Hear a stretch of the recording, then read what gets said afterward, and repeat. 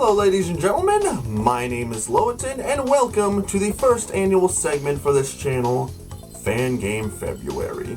Basically, from now on, every February I'm going to be doing a video or videos entirely dedicated to fan games. Now, I've talked about a lot of fan games on this channel before, from the good to the mysterious and the downright toxic. But in these videos, I want to talk about games that are made by people who not only have a good reputation in the community, but also who make games that are like full-blown fan games. I'm not talking like small little tech demos that have like one little test level in them. I'm talking full-blown video games. Games that have a storyline, that have a beginning, middle, and end, and just games that can be compared to an officially licensed game. Now, if you read the title of this video, you may have noticed that this is actually a part 2 to another Crash fan game video that I made a while back called Forgotten Crash Fan Games. A video where I talked about 5 different 3D Crash Bandicoot fan games that got announced but never really got released in any way, shape, or form. This video is going to be a little bit different in that we're going to be talking about 5 different 2D fan games that actually got released. If you have been around the Crash Bandicoot fan game community for a long time, you might remember an old website by the name of Yo-Yo Games Sandbox. Yo-Yo Games Sandbox was once the home site of a bunch of indie games made in the program Game Maker Studio. However, the site ended up shutting down around 2016, causing nearly 780,000 games to be lost. However, some of the games were thankfully archived, so that's cool. Still, it's sad to see such a big part of my childhood internet surfing days become essentially a graveyard. But I digress. The reason why I bring this up is because this was originally the home site of a bunch of Crash Bandicoot fan games, most of which are now forgotten, but now we're going to take a look at some of these games and see if they hold up today. Starting with the very first Crash Bandicoot fan game I ever played, Crash Bandicoot 2D.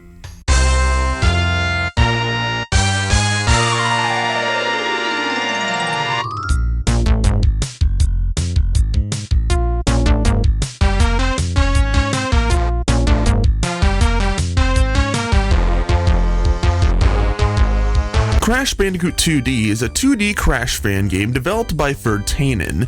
Apparently the game was released in 2007, but I swear it came out earlier than that, as I remember looking at images and videos of the game online a lot when I was a kid. Eventually I was able to play the game, and I didn't stop playing it until I beat it. I was really obsessed with this game when I was a kid. I remember begging my parents to let me download it for so long, and they wouldn't allow me out of fear of downloading a virus.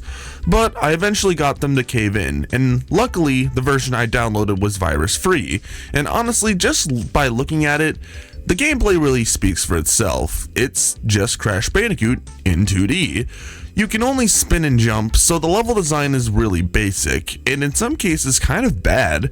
This game is not perfect by any stretch of the imagination. Like, the spin and jump buttons are on shift and control, which means... damn it. And that gets kind of irritating because those are the main buttons you're pressing throughout the main game. I think the one thing that really caught my attention with this game was the art style. A lot of 2D fan games, including some of the ones I'm going to be talking about here, get away with using sprites from the GBA games, but it seems like the developer decided to draw up all of the sprites themselves, and I think it's a really cute art style. Just look at how adorable Crash looks here.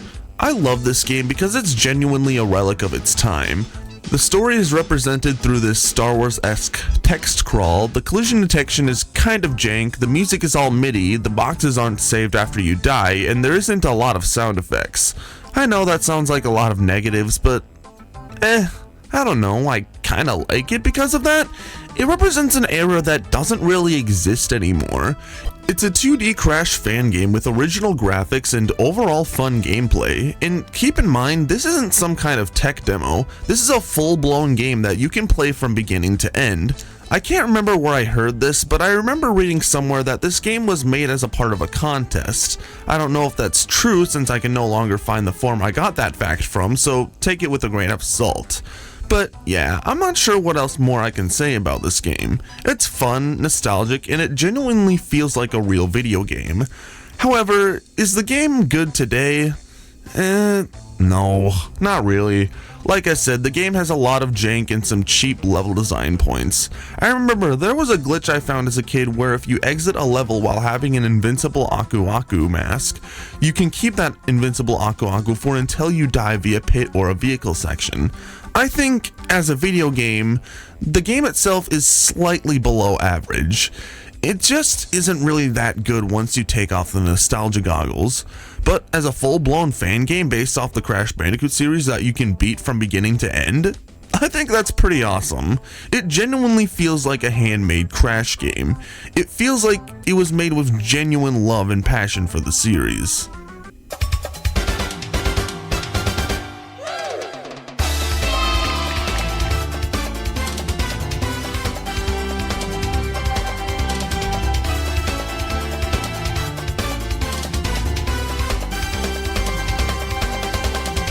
Next up is Crash Bandicoot Tiki Quest, and the reason why I put this one on this video is, well, a couple reasons. While I did play this one as a kid, I never did beat it, and I completely forgot all about it. It was only until Square Eyed Jack uploaded his video on Crash Fan Games that I actually remember this game existed. Now, don't let the stolen art assets and MIDI music deceive you. This may seem like a generic Game Maker game with stolen assets, but this game is honestly one of the best Crash Bandicoot fan games I've ever played. For one, while yes, there are a plethora of art assets blatantly stolen from other games, this game also has a decent amount of original art assets. I like the sprite for Crash, he just looks so adorable. But aside from the presentation, what is this game about? Well, the story is that Cortex has successfully created a Bandicoot general named Clyde Bandicoot. Didn't you already try this with Crunch? I mean, I guess third time's a charm, but come on, Cortex, move on from the damn Bandicoot General thing already. It's already flown back in your face so many times before, I wouldn't be surprised if this were any different. Also, a doppelganger of Crash who causes trouble and gets confused for another Bandicoot? This is literally just Sonic Adventure 2, but with Bandicoots instead of hedgehogs. What do I know? Crash stories, whether they're official or fan-made, are usually just basic plots you'd get it from a Saturday morning cartoon anyway. But what's the gameplay like? One word, unbelievable. Like, I mean it, this is actually a really fun fan game. I mean, for a Crash Bandicoot game, this has some really cool ideas. So the game right off the bat is going to be a bit creative with its ideas, as we have a health bar this time around, and two new moves to add to our moveset. The spinning high jump that allows you to reach greater heights at the cost of horizontal movement, and this spinning drill attack that allows you to drill through the ground for some extra bonuses. This allows for some interesting level design.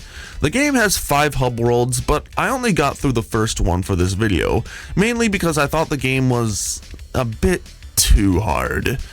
Not unfair, but a little unforgiving for the first hub. I mean, maybe it could be just a skill issue on my part, but I don't know. I had a hard time playing this one.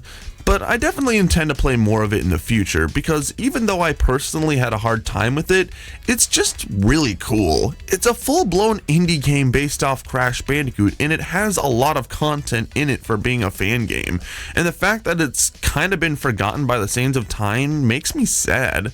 But I'm sure I'll have a lot more to say about this game once I actually beat it. But for now, I think I'll leave Crash Bandicoot Tiki Quest alone. Before we go on to the next segment, first, a quick little ad break.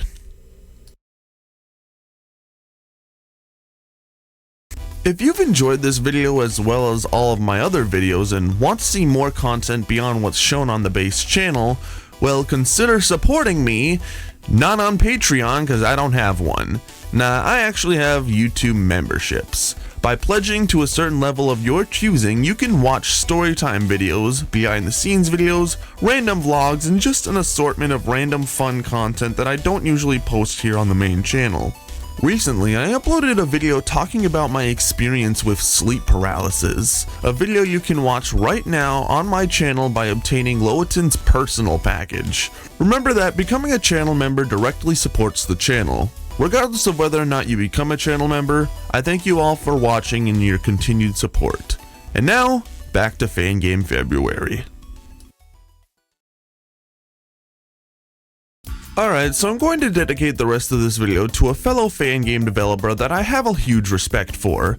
A fan game developer who has made a plethora of Crash Bandicoot fan games, so much so that we're only going to cover 3 in this video. Insane Brio is an old school Yo-Yo Games forum user who would post his fan games on for fans to play, and he has made games like the Crash Bandicoot Absolute Duology, Crash Bandicoot Unleashed Darkness, Crash Bandicoot Crystal Fall, and Crash Bandicoot Ultimate. We'll talk about Crystal Fall and Ultimate another time, as I don't want this video to draw on for too long, but for now, we're going to talk about these 3 games. But I'm going to cover Absolute 1 and 2 together because honestly, it's like Sonic 3 and Knuckles. It's basically meant to be one game split into 2. And man, playing this game is like opening up a time capsule. When I open up the game, the window is literally this big. Yeah. And to add insult to injury, there is no full screen mode as far as I'm aware. The only way I was able to play this on a bigger resolution was to capture the screen on OBS and look at the gameplay through OBS. And looking at this game, you're probably thinking this is just a copy and paste ripoff of the GBA games. And you'd be completely correct. Now, this isn't a cheap copy and paste. You can tell there was effort put into how the game plays, but it's almost a little too good. It was honestly really fun to come back to these games because I have a lot of nostalgia for them. But putting my nostalgia aside, I can honestly understand why these particular fan games are forgotten. For one, a lot of fan games around this time used the sprites from the Game Boy Advance games. Not that there's anything wrong with that, it's just that it gives these games a very generic look and it makes the game lack an identity. I mean, the level design is good and I don't know. That's all I can really say about these games. The sprites and music are ripped directly from the official games. The story and writing is not very good. I feel like this is the type of dialogue I would give to my action figures as a kid. And it just feels very generic. Absolute 2 is a bit better with a more varied level design and actual warp room as opposed to a level select. And Crash has to team up with Uka Uka this time. These games have value, yeah, and they're both fun in their own right, but like I said, they lack a sense of identity, which leads to them feeling like another average Crash game you can play for the Game Boy Advance. And I already made a video talking about those games, so a lot of the things I said about them applies here. However, these were the first of Insane Brio's fan games, and you know what they say, first is always the worst. And now we have Crash Bandicoot Unleashed Darkness.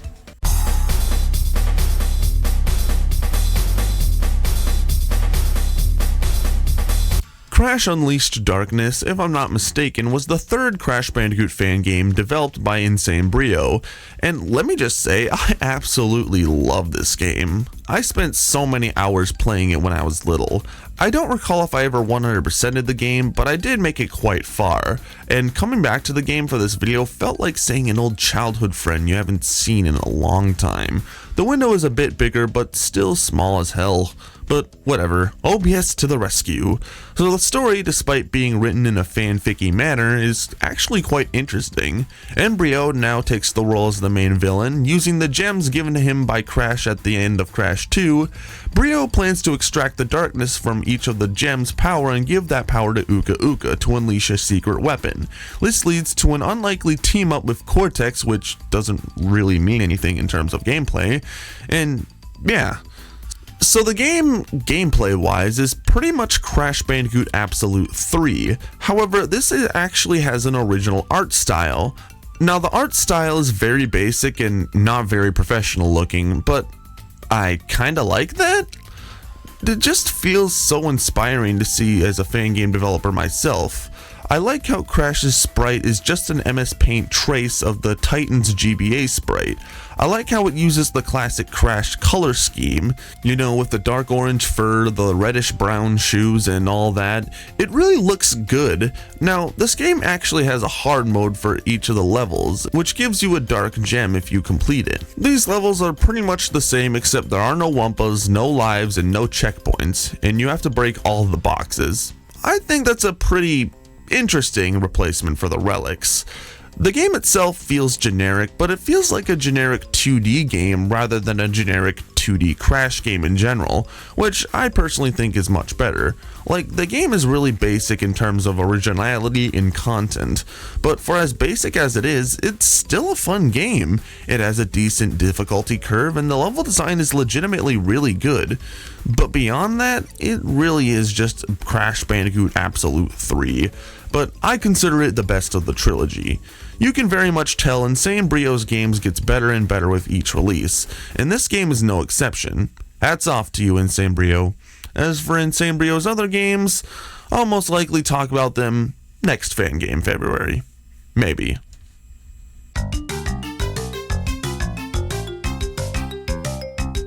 So those were 5 more Crash Bandicoot fan games that have been forgotten by the fan base. Now, like I said, there's a difference between this video and the previous Forgotten Fan Games video. While that video covered 3D fan games that have never came out to this day, this video covers 2D fan games that have came out, but don't really get talked about much anymore. I feel like we as gamers take a lot of the stuff we play for granted. You gotta think, all the games I've talked about here today were at some point the central focus of one's life. Before these games were even released to the public, they were being developed by people who were very passionate about the IP, and now most of these games don't even really get talked about anymore due to how fast the internet moves. So I hope this video inspires you all to go check out these games on your own time, because while these games may be small little indie fan games, they absolutely deserve to be remembered. Special thanks to Skooma Dennison for becoming a channel member, and with all that said, I'm the Lotan17. Thanks for watching.